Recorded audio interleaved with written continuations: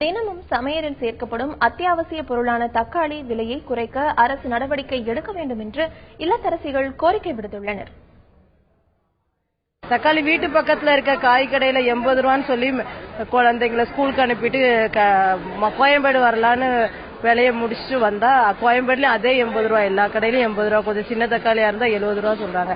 தக்காளி டெய்லி சமையல்ல அத்தியாவசியமா சென்னையில ஊர்ல கூட தக்காளி அவ்வளவா சேர்க்கிறது. சென்னையில தக்காளி வெங்காயம் இல்லாம சமையலே கிடையாது. அப்படி இருக்கும்போது தக்காளி விலை 80 ரூபா. அதனால குறைஞ்சா நல்லா இருக்கும் தக்காளி விலை. தக்காளி ரேட் ஃபர்ஸ்ட் 50 ரூபாய் தான் வித்துட்டு இருந்தது. இப்ப 70 ரூபாய் 80 ரூபான்ற ரேட் வித்துட்டு இருக்கு. டெய்லி யூஸுக்கான இந்த தக்காளி ரேட் இப்போ கொஞ்சம் அதிகமா இருக்கறனால எங்களுக்கு ஃபேமிலியில இருக்கவங்களுக்கு கொஞ்சம் யூஸ் பண்றது கஷ்டமா இருக்கு.